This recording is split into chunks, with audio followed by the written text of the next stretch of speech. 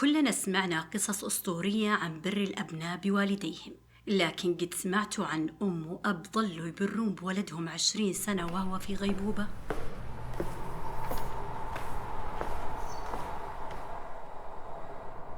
ما تركوا لحظة، يزورونه، يلمسونه، يكلمونه وكأنه يسمعهم، يبتسمون له، يقرؤون عليه القرآن، يحتفلون معاه بعيد الأضحى والفطر وباليوم الوطني. حتى بعد وفاته وقفوا عند قبره بنفس الحنان وبنفس الوفاء، كأنهم يقولون: ما نسيناك يا ديدي ولا راح ننساك. ربك ألا تعبدوا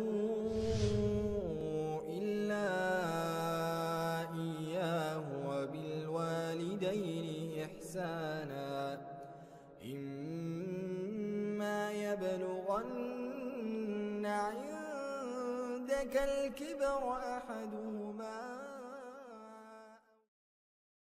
حياكم الله. اليوم راح نحكي قصة من أعظم القصص في التاريخ اللي ترسخ معاني الوفاء والرحمة والإيمان، قصة حب حقيقية وعميقة بين أب وابنه. قبل نبدأ قصتنا الله يسعدكم لا تبخلوا علينا بالاشتراك ودعم القناة. الأمير خالد بن طلال بن عبد العزيز ولد عام 1962 ميلادي، هو الابن الثالث للأمير طلال ابن الملك عبد العزيز مؤسس المملكة العربية السعودية رحمهم الله. والدته الأميرة منى الصلح ابنة أول رئيس وزراء لبناني رحمها الله. أشقاؤه الوليد بن طلال رجل الأعمال المعروف، وتركي وعبد العزيز وسارة. زوجته الأميرة الجازي ابنة الملك سعود بن عبد العزيز. أبناؤه الوليد رحمه الله والسعود ومحمد وبنت نوف. الأمير خالد بن طلال شغل سابقا منصب رئيس لمجلس إدارة شركة سوليديرتي السعودية للتكافل، وهو عضو شرف داعم وكبير لنادي الهلال السعودي. ابنه الأكبر هو الوليد رحمه الله، ويحبون ينادونه ديدي.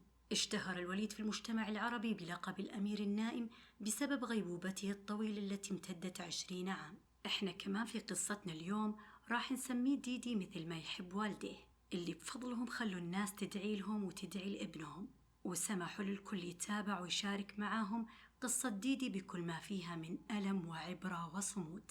عرف عن الأمير خالد التدين والتزامه بالصلاة مع الجماعة في المساجد، ومن صفاته الحرص الشديد والحذر والالتزام. ولد ديدي عام 1989 ميلادي، وترعرع في كنف والديه وإخوته. كان حساس ونشيط وقريب من كل اللي حوله، وكان قيادي في مدرسته ومع أصدقائه، وحتى في منزله. ديدي كان اجتماعي جدا، وله عدد كبير من الأصدقاء والمعارف. ورث حب الرياضة من والده، وكان لديه فريق كرة قدم قام بتشكيله ويمارس التدريبات في ملعب بمنزله. عندما أصبح عمر ديدي 16 عاما كان يحب السيارات بقوة مثل الكثير من الشباب في عمره.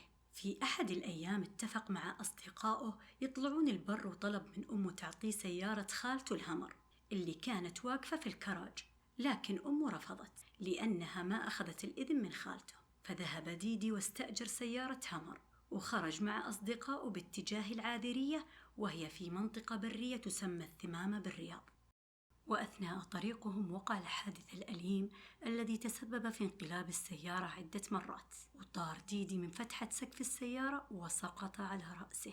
أصدقاؤه طلعوا سالمين من الحادث، وديدي أيضا لم تخرج منه نقطة دم واحدة. حاول أصدقاؤه أن ينقلوا بأنفسهم للمستشفى، لكن أخوه محمد طلب منهم انتظار سيارة الإسعاف. وقتها ديدي صاحي وسألهم إيش فيه، وسأل عن سلامة أصدقائه. قالوا الحمد لله بخير، بس خليك مرتاح لا تتحرك. بعدها غاب عن الوعي تماما حتى وصلت سيارة الإسعاف ونقلته المستشفى الملك فيصل التخصصي بالرياض. التشخيص الطبي للوليد كان إصابة بالرأس ونزيف داخلي. وقتها كان بالعناية المركزة، وقرر الأطباء إجراء عملية جراحية بعد عدة أيام. أمه كانت خارج غرفة العمليات تنتظر انتهاء العملية على أحر من الجمر. وبعد عدة ساعات خرج الأطباء، وكان الصمت سيد الموقف. عرفت أمه أنه ما زال في الغيبوبة، وظلت تصلي 4 ساعات متواصلة وهي صامتة ما تكلم أحد. وبقيت معه في المستشفى 2.5 ما دخلت فيها بيتها. الأم الصبورة كانت تمني نفسها وتدعي إنها ترجع مع ابنها للبيت مع بعض. الأمير خالد كان كمان مرافق لابنه في المستشفى وينام على الأرض. الله لا إله إلا هو الحي القيوم لا تأخذه سنة ولا نوم له ما في السماوات وما في الأرض من ذا الذي يشفع عنده. أحد الشيوخ يقول اتصل بي الأمير وطلب مني زيارة ابنه في المستشفى ورقيته بالقرآن الكريم. يقول كنت مذهول من حرص الأمير على ابنه وكمية المشايخ اللي حاضرين يقرؤون عليه واحد تلو الآخر. يقول الشيخ حتى في رمضان كان أبو الوليد يحضر إمام في المستشفى يصلي بهم التراويح مع ابنه، وكان عنده إيمان تام بأن ابنه يسمعهم ويشعر باللي حوله ويجب أن يتم معاملته مثل أي شخص عادي. الأطباء قالوا صراحة بأن الوليد توفي دماغيا، ولكن والداه رفضوا أي إجراءات أخرى مثل سحب الأجهزة عنه، وكان يتم تقديم رعاية طبية مركزة وعالية رغم أن ديدي كان على أجهزة التنفس الصناعي والتغذي بواسطة الأنبوب. والدته كانت تعتني فيه كل يوم بنفسها وتقص أظافره وتنظفه وتلعب معاه وتسولف معاه كأن بينهم، ورفضت تغادر المستشفى إلا بعد مرور 2.5 وتحت ضغط من عائلتها. أبوه كمان حريص على قضاء أطول وقت ممكن مع ديدي ويحب يضمه ويتكلم معاه ويبلغه بالأحداث أول بأول، وكان يحتفل معاه باليوم الوطني أو عند فوز المنتخب وفي كل المناسبات. الأمير خالد وزوجته الفاضلة قرروا مشكورين مشاركة الناس تجربتهم العظيمة وسمحوا بنشر صور وأخبار ديدي أول بأول وخلوا الناس يعيشون تفاصيل فيها مواعظ عظيمة. في عام 2016 تقريبا بعد 11 سنة من الحادث تم نقل ديدي إلى المنزل. أمضى عدة سنوات وبعدها عاد للمستشفى. أمه تقول كانت إذا تضايقت من أخوان تقول لديدي قوم شوف أخوانك، لأنه هو اللي كان يقدر يقنعهم.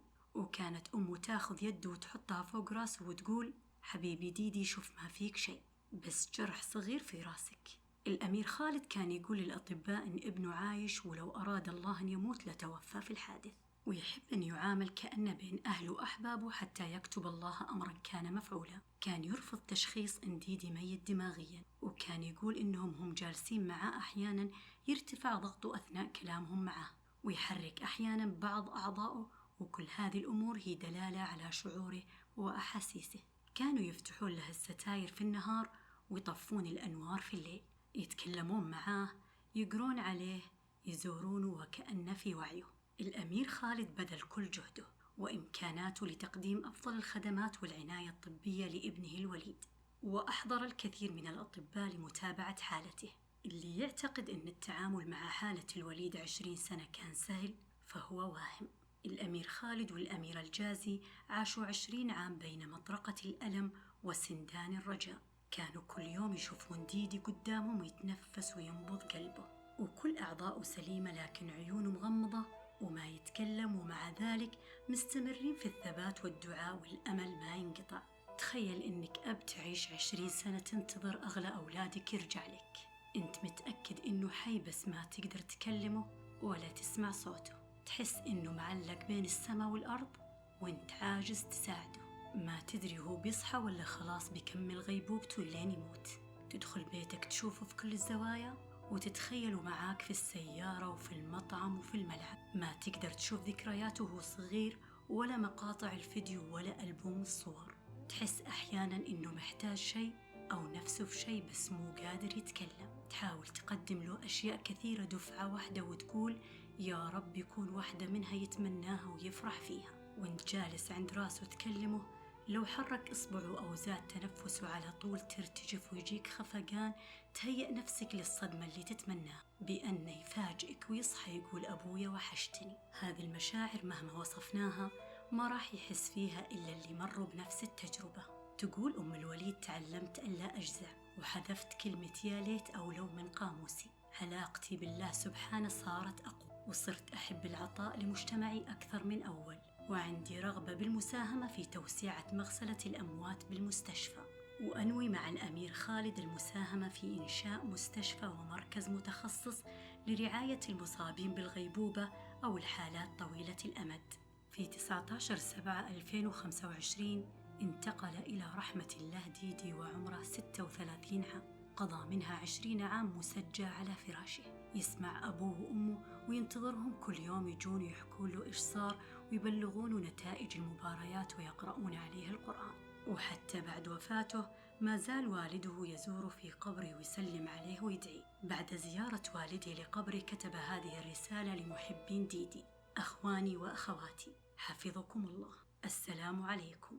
خلال زيارتي لحبيب الوليد الله يغفر له ويرحمه، أوصلت لابنكم وأخيكم الوليد محبتكم ورسائلكم ودعاءكم، وبالأصالة عن نفسي ونيابة عن أم الوليد وإخوته وأسرته أقدم لكم دعائي وشكري وتقديري وعرفاني. رحل ديدي وملايين الناس في دول العالم تابعت حكاية ويدعون له بالرحمة وأن يعوضه الله بالجنة وأن يكون شفيعا لكل أسرته. كل هذا بفضل الله ثم بفضل والديه.